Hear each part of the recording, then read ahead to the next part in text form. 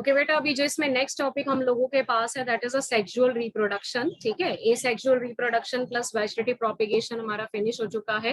Now we will start the next topic of the chapter that is a sexual reproduction. अभी इस chapter में आप लोगों ने सिर्फ ब्रीफ आइडिया लेना है सेक्सुअल रिप्रोडक्शन का, बिकॉज नेक्स्ट जो चैप्टर है plant reproduction and human reproduction, वैसे आपने पूरा डिटेल में करना है। तो सबसे पहले देखो सेक्सुअल रिप्रोडक्शन में होगा क्या। सेक्सुअल रिप्रोडक्शन में मेल और फीमेल गैमीट का फ्यूजन होता है। मेल और फीमेल गैमीट हो सकता है सेम इंडिविजुअल में प्रोड्यूस्ड हो, जिनको कि हम बाइसेक्सुअल बोलते हैं, और it may be produced by the different individuals और द ऑपोजिट सेक्सेस, जिसके लिए हम टर्म यूज करते हैं यूनिसेक्सुअल।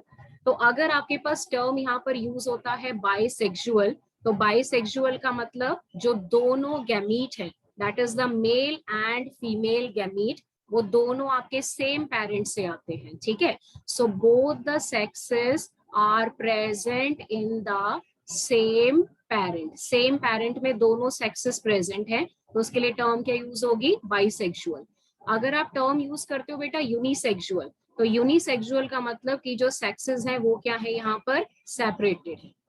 ठीक है, अब सबसे पहले सेक्सुअल रिप्रोडक्शन में गैमीट फॉर्मेशन होगा, फिर गैमीट का फ्यूजन होगा जिसको आप फर्टिलाइजेशन बोलते हो। So there is ultimate the formation of the new organism. तो सेक्सुअल रिप्रोडक्शन बेटा कैसा प्रोसेस है, इट इज एलैबोरेट, काफी लंबा प्रोसेस है, कॉम्प्लेक्स है एंड स्लो प्रोसेस होगा as compare to the asexual reproduction. Asexual reproduction आपका स्लो प्रोसेस के बजाय कंपैरेटिवली फास्ट प्रोसेस है और बहुत सिंपल है एसेक्सुअल। लेकिन अगर आप सेक्सुअल की बात करो तो सेक्सुअल काफी ज्यादा कॉम्प्लेक्स है और बहुत ही स्लो प्रोसेस है, क्योंकि इसमें टाइम लगता है, गैमीट फॉर्मेशन में टाइम लगता है, ठीक है, फिर फर्टिलाइजेशन में टाइम लगता है। Point is clear. और क्योंकि बेटा आप यहाँ पर फ्यूजन करोगे मेल और फीमेल गैमीट का, इस वजह से जो ऑफस्प्रिंग बनते हैं वो आइडेंटिकल नहीं होते हैं पेरेंट्स के, मतलब दे आर टोटली डिफरेंट। तो इसीलिए जो क्लोन टर्म है वो हम यहाँ पर यूज नहीं कर सकते। पॉइंट इज क्लियर, ठीक है। देन उसके बाद नेक्स्ट हमारे पास पॉइंट आता है कि सेक्सुअली रिप्रोड्यूसिंग ऑर्गेनिज्म के लाइफ में कौन कौन से 3 इंपॉर्टेंट फेजेस आते हैं। The most important phase that comes into the life of a sexually reproducing organism. तो किसी भी ऑर्गेनिज्म में जो कि बेटा सेक्सुअली रिप्रोड्यूस करेगा, सबसे पहला जो फेज आता है उसको नाम दिया जाता है जुवेनाइल फेज, या उसके लिए टर्म यूज किया जाता है वेजिटेटिव फेज। ठीक है, अगर आप टर्म यूज करते हो जुवेनाइल फेज, तो जुवेनाइल हम कॉमनली यूज करते हैं ह्यूमंस में, एनिमल्स में। वेजिटेटिव फेज जो वर्ड है वो सिर्फ प्लांट में यूज होता है, ज्यादातर वो किस में यूज होता है, प्लांट में। तो इस फेज में ऑर्गेनिज्म की बॉडी हमें क्या शो करती है, ग्रोथ।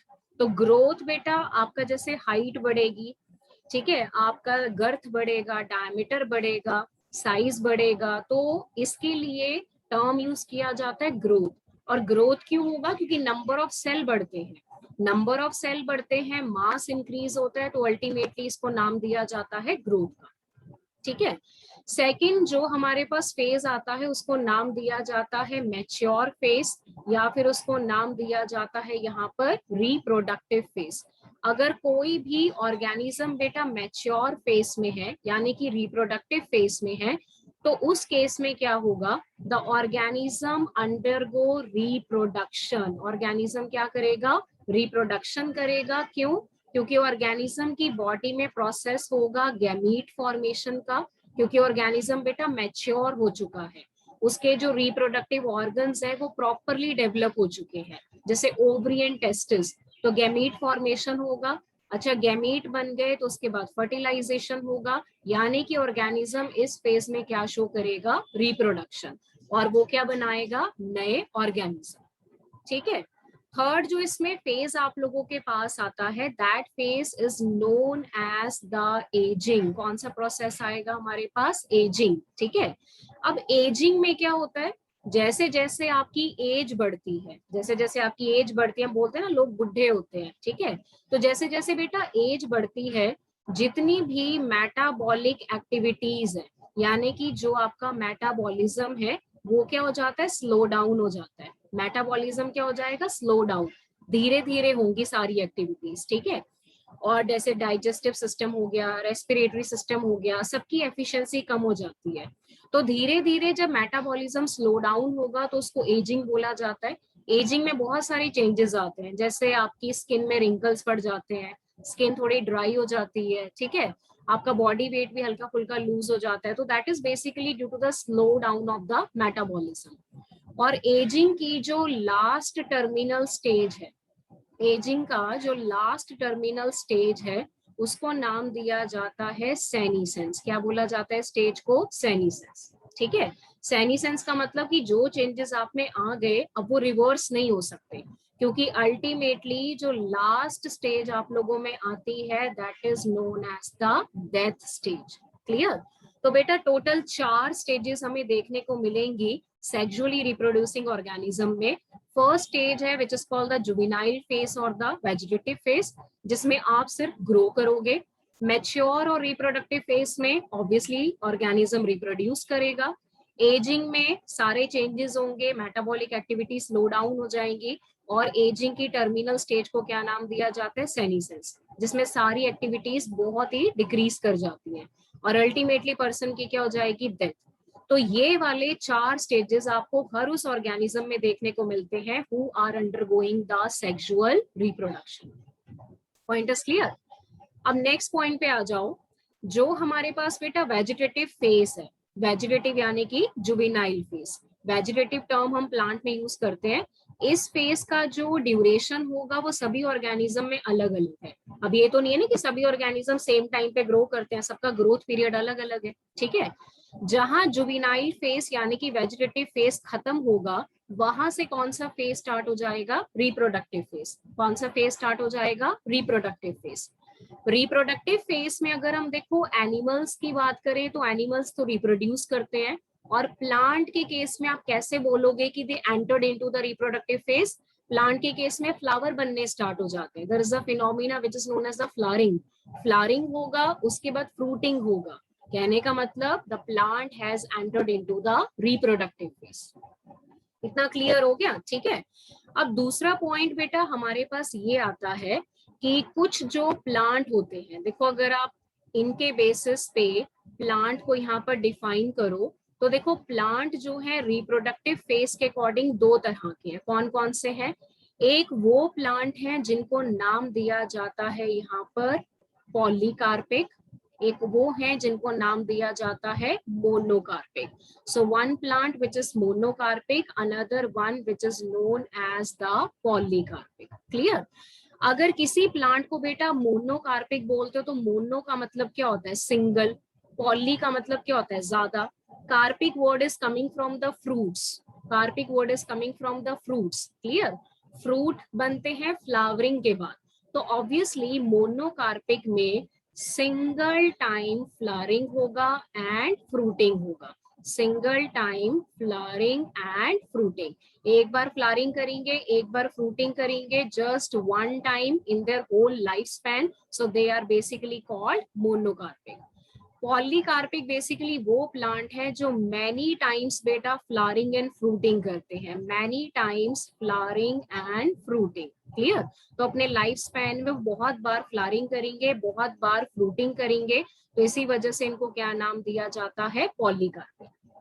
सेकेंड पॉइंट, मोनोकार्पिक के केस में क्या होगा? वेजिटेटिव फेस आया, रिप्रोडक्टिव फेस आया, जब उन्होंने फ्लावरिंग फ्रूटिंग करा उसके बाद उनकी डेथ हो गई। समझ रहे हो? तो बेसिकली यहाँ पर आपको क्लियर कट रिप्रोडक्टिव यानी कि मैच्योर फेस मिलेगा, clear cut mature face. Clear? लेकिन पॉलीकार्पिक में क्या होगा? पॉलीकार्पिक में पहले वो जुवेनाइल फेस में थे, फिर वो मैच्योर फेस में गए, लेकिन मैच्योर फेस में उन्होंने फ्लावरिंग करा, फ्रूटिंग करा, फिर वापस से फ्लावरिंग करा, फिर फ्रूटिंग करा। तो बेटा पहली बात तो पॉलीकार्पिक के केस में जो मैच्योर फेस है वो आपको क्लियर कट नहीं देखने को मिलेगा। There is no clear cut distinction, आपको कोई भी क्लियर कट डिस्टिंक्शन नहीं देखने को मिलता है between the 3 phases, between the 3 phases। क्योंकि जब उसमें फ्लावरिंग फ्रूटिंग हो गया तो आपने बोला कि वो मैच्योर फेस में है, फ्लावरिंग फ्रूटिंग खत्म होने के बाद उसमें से फिर से बड बनती है, फिर वो यंग सा लगता है, फिर उसमें फिर से फ्लावरिंग होती है। तो हमें ये पता नहीं लगेगा कि प्लांट जो है वो मैच्योर फेस में है या वो वापस जुवेनाइल में चला गया, देखने में तो यही लगेगा। So there is no clear cut distinction between the three species. Clear? Then monocarpic में जब single time flowering and fruiting होती है तो उसके बाद उनकी क्या हो जाती है, डेथ हो जाती है। क्लियर? पॉलीकार्पिक में मेनी टाइम्स फ्लावरिंग फ्रूटिंग होती है, उसके बाद कहीं जाके उनकी डेथ होती है। तो मोनोकार्पिक में ज्यादातर जो प्लांट है वो एक आपके पास है एनुअल प्लांट और एक आपके पास आते हैं बाइनियल प्लांट। एनुअल जिनका लाइफ स्पैन एक सीजन में खत्म हो जाता है, बाइनियल जिनका 2 सीजन या 2 साल में खत्म होता है। पॉलीकार्पिक में जो प्लांट आते हैं उनको कॉमनली रखा जाता है पेरिनियल, जिनको काफी साल या काफी सीजन लगते हैं अपना पूरा लाइफ स्पैन खत्म करने में। तो रिप्रोडक्शन के पॉइंट ऑफ व्यू से प्लांट हमारे पास है 2 तरह के, मोनोकार्पिक एंड पॉलीकार्पिक। अब इसी में बेटा एक्सेप्शनल केस आ जाता है। एक्सेप्शनल केस को जरा ध्यान से समझ लो एक बारी। आपके पास एक प्लांट है जिसका नाम है स्ट्रोबिलैंथस कुंथियाना। ठीक है, प्लांट का नाम है स्ट्रोबिलैंथस कुंथियाना, जिसको कॉमनली हम नाम देते हैं नीला कुरंजी। तो एक ये प्लांट आप लोगों ने ध्यान में रखना है।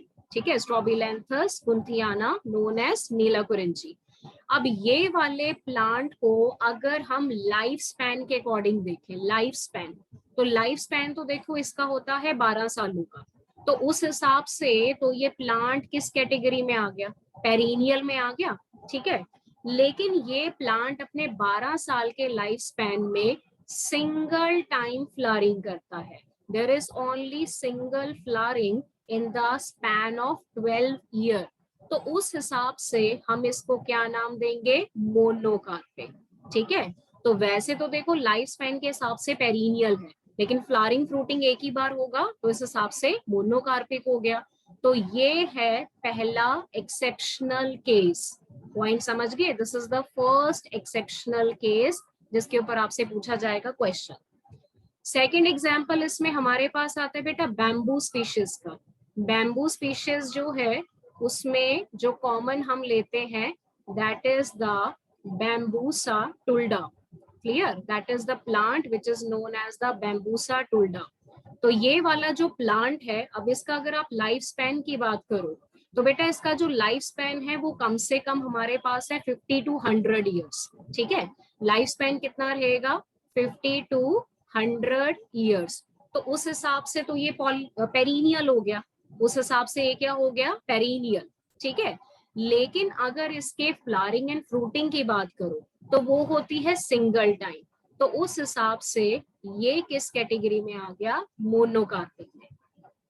तो स्ट्रोबिलैंथस कुंथियाना यानी कि जो नीला कुरंजी है उसका लाइफ स्पैन है 12 सालों का, लेकिन उसमें सिर्फ वो एक ही बार फ्लावरिंग एंड फ्रूटिंग करेगा, तो उस हिसाब से वो मोनोकार्पिक है। बैम्बूसा टुल्डा जो है उसका लाइफ स्पैन 50 से 100 साल का है, लेकिन फ्लावरिंग एंड फ्रूटिंग सिर्फ एक बार होगा, तो it is comes under the category of monocarpic.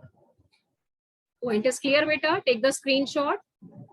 I hope ये स्लाइड सभी बच्चों को क्लियर हो गई होगी, समझ में आ गई होगी सब बच्चों को। ठीक है, ऑल क्लियर? हम सब डाल दो स्क्रीन के ऊपर अगर ये क्लियर है सभी बच्चों को।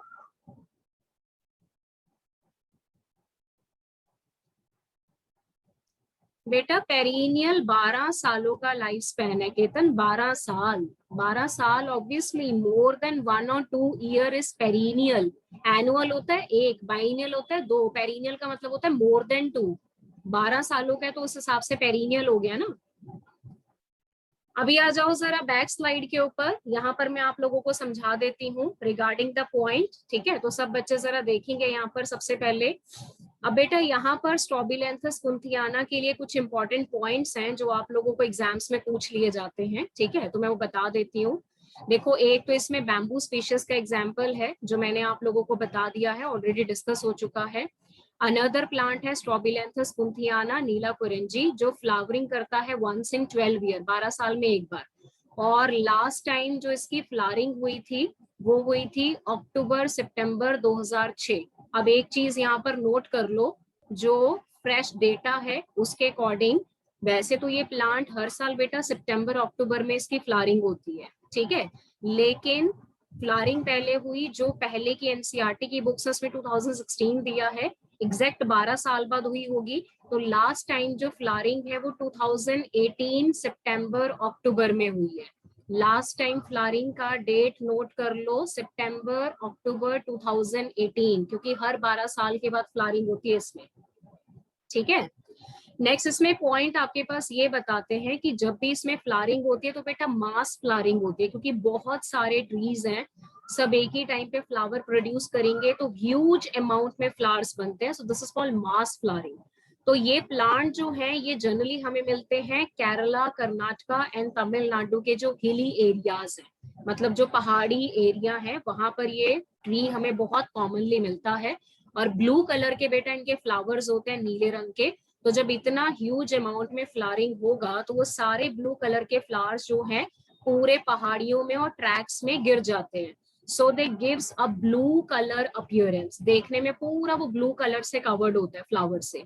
So it actually attract a large number of the tourist. तो काफी लोग हर एक 12 साल बाद सिर्फ इस फ्लावरिंग फिनोमिना को देखने के लिए जो अपने हिली एरियाज हैं वहां पे वो विजिट करते हैं, just to see the flowering phenomena.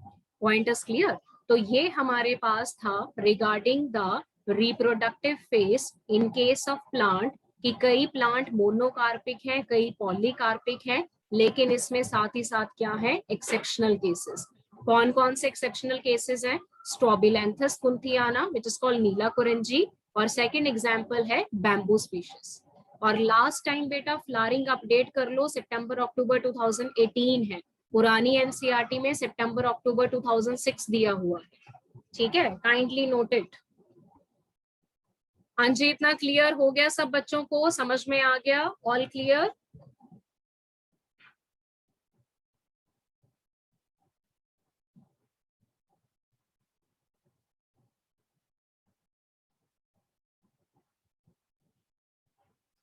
Okay बेटा, इसी के साथ हम लोग चलते हैं नेक्स्ट पेज के ऊपर। अब नेक्स्ट पेज पे हम लोगों ने बात करनी है एनिमल्स की। अभी हम लोगों ने प्लांट्स की बात करी ना, तो अब हम एनिमल्स की बात करते हैं। अब एनिमल्स में देखो, कुछ एनिमल्स हैं जो कि ओवी पैरस हैं, जो एग ले करते हैं, और कुछ हमारे पास वीवी पैरस हैं जो कि यंग वन प्रोड्यूस करते हैं। ठीक है, तो अगर इन दोनों को हम आपस में कंपेयर करें तो एक देखो, एनिमल्स में हम लोग दो टाइप्स पढ़ेंगे। एक वो एनिमल्स आ जाएंगे जिनको नाम दिया जाता है कॉन्टिन्यूअस ब्रीडर। क्लियर, ब्रीडर का मतलब जो ब्रीडिंग करते हैं, जो नए ऑर्गेनिज्म प्रोड्यूस करते हैं। और एक हमारे पास आता है यहाँ पर सीजनल ब्रीडर। तो दोनों में बेटा पहले डिफरेंस चेक कर लो। कॉन्टिन्यूअस ब्रीडर बेसिकली उनको बोला जाता है जो ब्रीड करते हैं थ्रू आउट द ईयर, मतलब पूरा साल वो ब्रीडिंग कर सकते हैं। They can breed through out the year, मतलब वो किसी पर्टिकुलर सीजन में ब्रीड नहीं करेंगे साल के, वो किसी भी टाइम ब्रीड कर सकते हैं। तो इसलिए उनको क्या बोला जाता है? Continuous breeder. सीजनल ब्रीडर उन एनिमल्स को बोला जाता है जो ब्रीड करते हैं इन सम पर्टिकुलर सीजन, किसी पर्टिकुलर सीजन में ब्रीड करेंगे, लाइक जैसे समर में करेंगे या रेनी सीजन में करेंगे, लेकिन एक पर्टिकुलर सीजन में करेंगे। तो जो पूरा साल ब्रीड कर सकते हैं किसी भी टाइम, वो कॉन्टिन्यूअस ब्रीडर है। और जो एक पर्टिकुलर सीजन में आके ब्रीड करते हैं उनको नाम दिया जाता है seasonal breeder. Point is clear. तो सीजनल ब्रीडर में फर्स्ट एग्जांपल आता है बेटा बर्ड्स का। जितने भी आप बर्ड्स देखते हो ये सारे आपके सीजनल ब्रीडर हैं। फिर हमारे पास आती है लिजर्ड, वो भी सीजनल ब्रीडर है। फ्रॉग जो है that is again the seasonal breeder. ठीक है, और उसके बाद आता है deer, that is again the seasonal breeder. Cattles again the seasonal breeder. और अगर कंटिन्यूअस ब्रीडर की बात करें तो कंटिन्यूअस ब्रीडर के केस में बेस्ट एग्जांपल हम लोगों के पास आता है human. Humans are the best example for the continuous breeder, क्योंकि वो पूरा साल आराम से किसी भी सीजन में ब्रीड कर सकते हैं। Point is clear. तो ये एनिमल्स की दो टाइप हो गई based upon the time of breeding, कि जो साल में किसी भी टाइम ब्रीड कर सकते हैं वो कॉन्टिन्यूअस ब्रीडर हो गए, और जो किसी पर्टिकुलर सीजन में ब्रीड करते हैं उनको क्या नाम दिया जाता है? Seasonal breeder. अब इसमें बेटा एक एग्जाम्पल आप लोगों ने ध्यान से देखना है बर्ड्स का। जो बर्ड्स देखो आपको ऐसे मिलते हैं ना बाहर नेचुरल इन्वायरमेंट में, वाइल्ड इन्वायरमेंट में, वो तो सीजनल ब्रीडर है। क्लियर। लेकिन जो बर्ड्स हमें मिलते हैं कैपिटिविटी में, मतलब पोल्ट्री फॉर्म्स में, पोल्ट्री फॉर्म्स तो देखे भी होंगे आप लोगों ने, ठीक है, तो पोल्ट्री फॉर्म्स में आपको पता है बर्ड्स को रखा जाता है। पोल्ट्री फॉर्म में जो बर्ड्स हैं उनको बेसिकली हार्मोनल इंजेक्शंस दिए जाते हैं, हार्मोनल फीड दी जाती है, ताकि वो थ्रू आउट द ईयर क्या करे, एग प्रोड्यूस करे। वैसे बर्ड्स जो हैं वो through out the year egg produce नहीं करते, लेकिन सिर्फ जो पोल्ट्री बर्ड्स हैं बेटा, they can produce the egg through out the year, क्योंकि उनको हार्मोनल ट्रीटमेंट दिया जाता है। ऑब्वियसली वो तो फिर पोल्ट्री पर्पस के लिए हो गया ना, ठीक है। अब इस केस में जो एग बनते हैं थ्रू आउट द ईयर, वो रिप्रोडक्शन की वजह से नहीं बनते हैं, क्योंकि एक्चुअल में बर्ड क्या है, seasonal breeder, but it is a commercial exploitation for the human welfare. Humans क्या करते हैं, बर्ड्स को कॉन्टिन्यूअस ब्रीडर बनाते हैं अपने बेनिफिट के लिए। अदरवाइज बर्ड्स क्या होते हैं, सीजनल ब्रीडर, लेकिन उनको पोल्ट्री फॉर्म में कॉन्टिन्यूअस ब्रीडर बनाया जाता है ताकि इससे ह्यूमन को फायदा हो सके, इकोनॉमिकल पॉइंट ऑफ व्यू से, पैसे के पॉइंट ऑफ व्यू से उनको बेनिफिट रहता है। So this is not a phenomena which is related to reproduction, but it is the commercial exploitation for the human welfare. मतलब ह्यूमन उनको अपनी वेलफेयर के लिए क्या करते हैं, यूज करते हैं, उनको क्या बनाते हैं, कॉन्टिन्यूअस ब्रीडर। ऑल्दो बर्ड्स क्या है हमारे पास, सीजनल ब्रीडर है, लेकिन सिर्फ आपने ध्यान रखना है पोल्ट्री बर्ड्स। पॉइंट क्लियर हो गया बेटा। तो ये हम लोगों ने बात करनी है रिगार्डिंग द एनिमल्स, जिसमें आती है दो category, continuous breeder, another one is your seasonal breeder. Take the screenshot.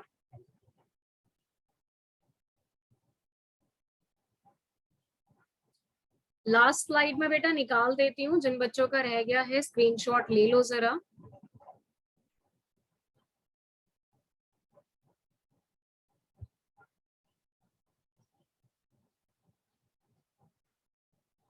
इससे जो पुरानी स्लाइड है वो आपको नहीं मिल पाएगी, क्योंकि वो पहले कंप्लीट कर चुकी हूँ मैं, ठीक है। तो आप किसी बच्चे को बोल देना, वो शेयर कर देंगे ग्रुप में आपके।